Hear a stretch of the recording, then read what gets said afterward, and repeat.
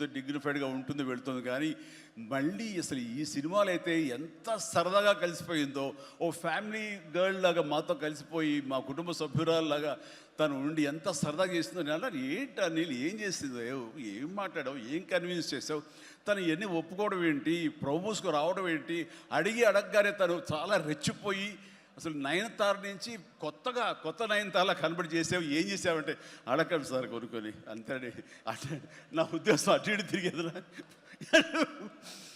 ఏం చేశాడో తెలియదు కానీ డెఫినెట్లీ ఆ అమ్మాయి అంత ఇష్టపడుతుంది. అండ్ నయనతారని అంత ఇదిగా గుడ్ హ్యూమర్లో పెడతాడు, సరదా కబుర్లు చెప్తాడు. అండ్ తను పని చేసుకుని సీరియస్గా ఉండే మనిషి కాదు కాబట్టి వాళ్ళు కూడా అంత ఇదిగా లైక్ చేస్తారు. కాబట్టి తను ఏది అడిగినా వెంటనే ఎలాంటి ఇన్హిబిషన్ లేకుండా వాళ్ళు ఒప్పుకుంటారు. అదే జరిగింది, అంత గుడ్ హ్యూమర్లో పెట్టాడు కాబట్టి ఈ సినిమాకి అమ్మాయి యాడెడ్ అట్రాక్షన్ అయ్యింది. నయనతార ఇందులో కనిపించిన తీరు కానీ, తను చేసిన విధానం కానీ, ఆ సోఫిస్టికేషన్ యాక్టింగ్ కానీ, భారీగా తను నటించి మెప్పించింది కానీ వావ్ బాగుంది. అంటే ఆ అమ్మాయే లేకపోయి ఉంటే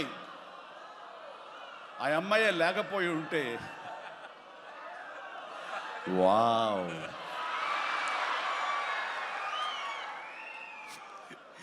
ఇది కూడా క్యాప్చర్ చేస్తాడు. ఈ వావ్ ఎక్కడొస్తుందో మీ సినిమా చూస్తే తెలుస్తుంది.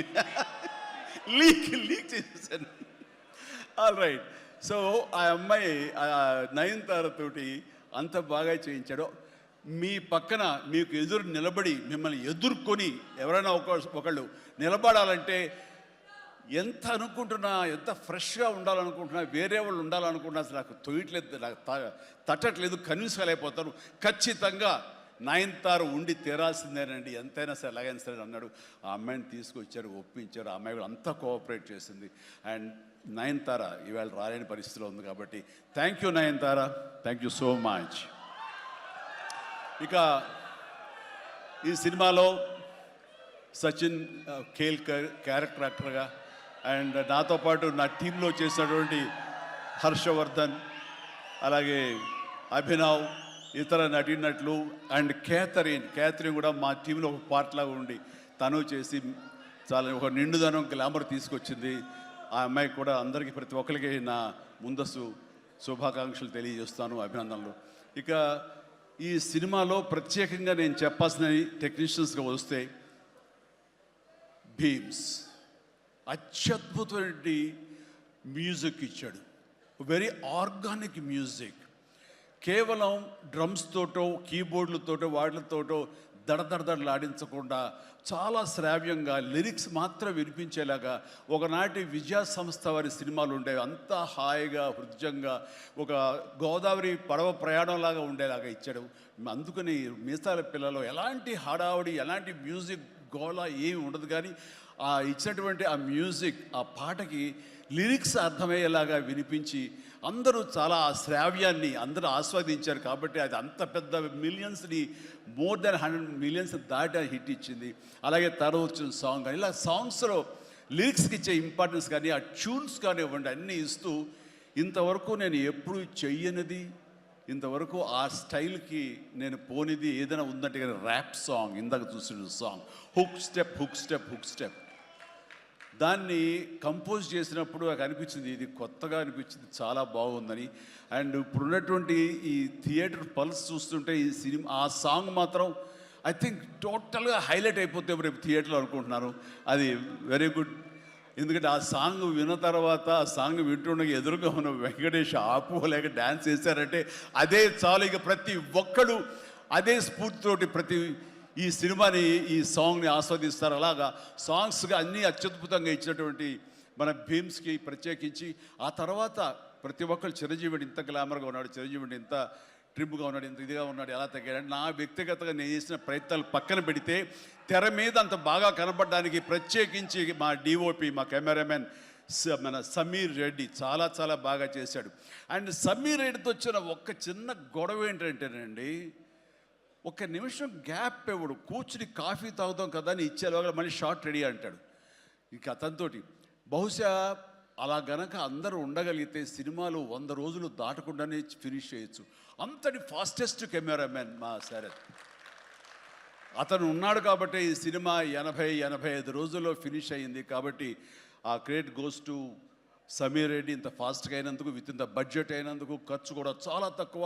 ఇలాంటి కెమెరామెన్ను మిగతా అందరూ అలా ఉండగలిగితే కనుక చాలామంది ప్రొడ్యూసర్స్కి ఖర్చు తగ్గుతుంది.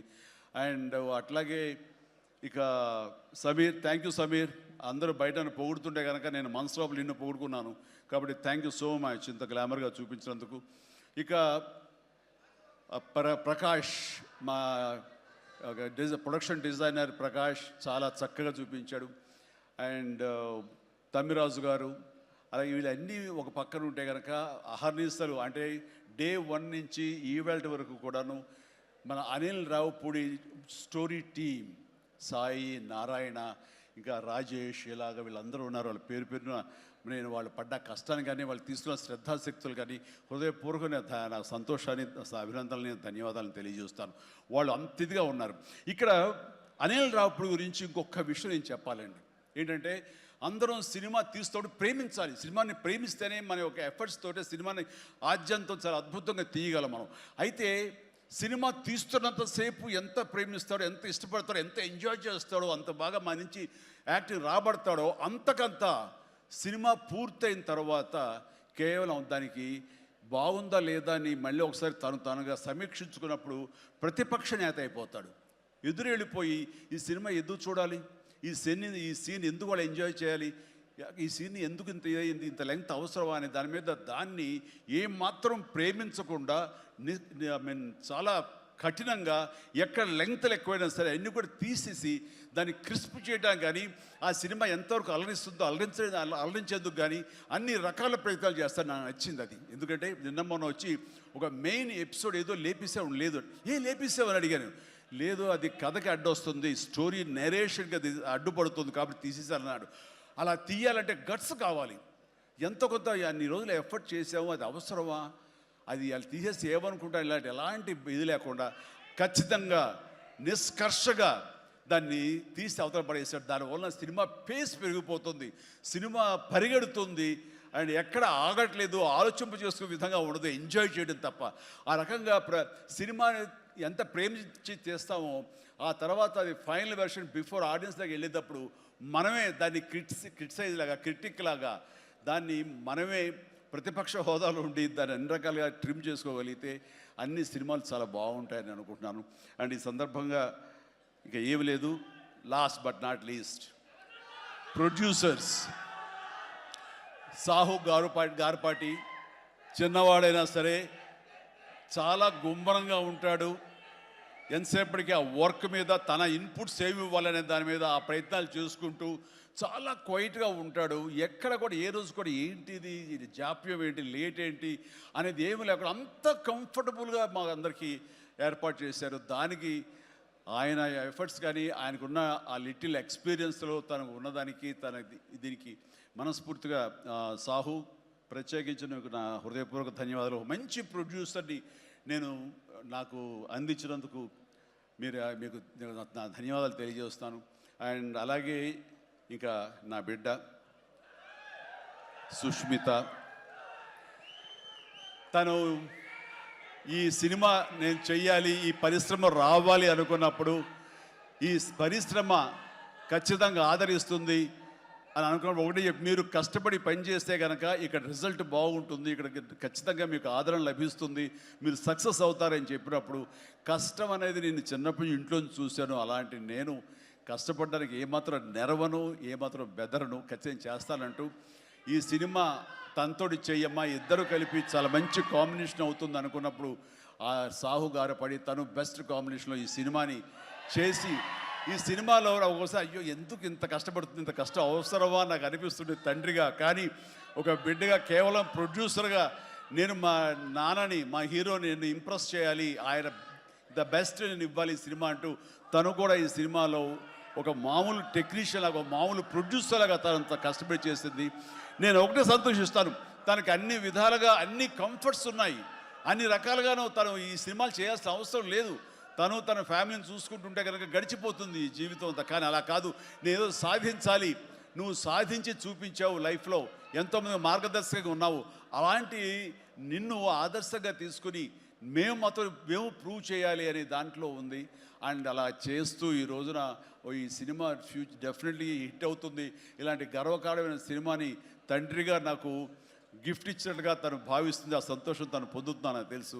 అండ్ అలాగే కాకుండా ఈ రోజున ఈ పరిశ్రమలో నాకు చేదోడు వాదోడుగా ఉంటూ, నాకు భుజం కాస్తూ, అన్ని రకాలుగా నాకు అండదండలు అందిస్తూ, నాకు మరో బిడ్డ ఈ అనిపిస్తూ, అండ్ ఇంటికి పెద్దదైనందుకు ఆ పెద్దరికాన్ని తను సొంతం చేసుకుంటూ నాకు అన్ని విధాలుగా చేదోడు వాదోడుగా ఉంది. అది థ్యాంక్ యూ పాప.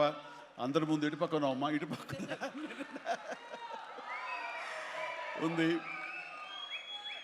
ఇది రామ్ చరణ్తో పాటు నాకు మరొక బిడ్డ. అలాగే మా చిన్న పాప కూడా అక్కడ టీవీ చూస్తుంటేమో. థ్యాంక్ యూ నాన్న. ప్లీజ్ ఇదే రకంగా ఉండండి, ఇదే కష్టాన్ని నమ్ముకోండి. ఖచ్చితంగా భగవంతుడు మీకు ఆశీస్సులు అందజేసి ఇలాంటి విజన్ ఇస్తాడు.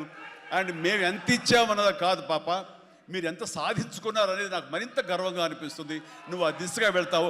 All the very best. ఆ తర్వాత ఇక చాలా దూరం వచ్చారు, మీరు అందరూ కూడా చాలా జాగ్రత్తగా వెళ్ళండి. మీ తల్లిదండ్రులు అందరూ కూడాను మిమ్మల్ని చూసి ఆనందపడాలి. మీ యొక్క సుదీర్ఘమైన జీవితాన్ని చూసి వాళ్ళు ముచ్చట పడాలి. అండ్ ప్రతి వాళ్ళు ఏదైనా సాధించాలనే ఒక దీంతో ఉండాలి. కాబట్టి నాకు తెలుసు నా అభిమానులు ఎప్పుడు కూడా నన్ను ఇన్స్పిరేషన్గా తీసుకుని మీరు అభివృద్ధిలోకి వస్తారని తెలుసు. And thank you. ఇదే అభిమానం, ప్రేమ మీరు నా మీద ఎప్పుడు చూపించాలి. Thank you so much.